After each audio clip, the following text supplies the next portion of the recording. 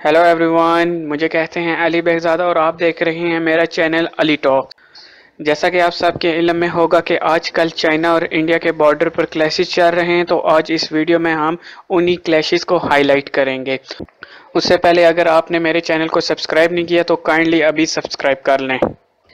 इन clashes को समझने के लिए हम सबसे पहले ये चीज़ समझ लेते हैं कि इंडिया और चाइना के दरमियान बॉर्डर कितना बड़ा है।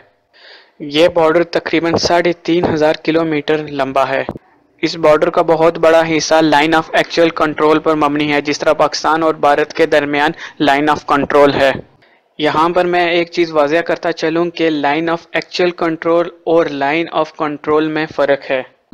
इन दोनों में फ़र्क ये है कि LOC पर दोनों फोर्सेस वेपन्स के साथ मौजूद होती हैं और LAC पर वेपन्स की इजाज़त नहीं है।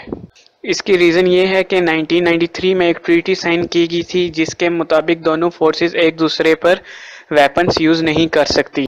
इसीलिए हम अक्सर औकात वीडियोस वगैरह में भी देखते हैं कि जब दोनों फोर्सेस एक दूसरे के नज़दीक आती हैं तो मामला हाथापाई तक ही रहता है, वेपन्स तक नहीं जाता।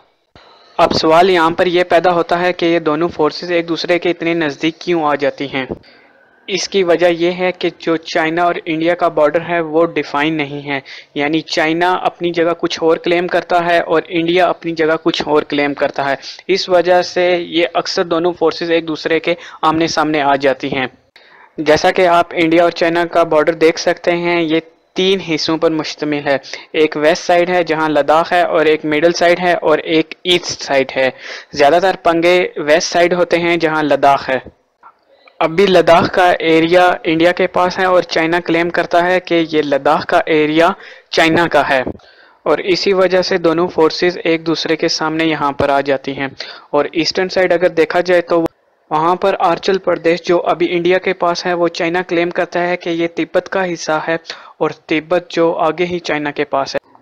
इन्हीं रीज़न की वजह से इन दोनों मुल्कों में हमेशा बॉर्डर पर टेंशन्स रहती हैं और अक्सर औकात दोनों फोर्सेस में क्लैशेस भी होते रहते हैं।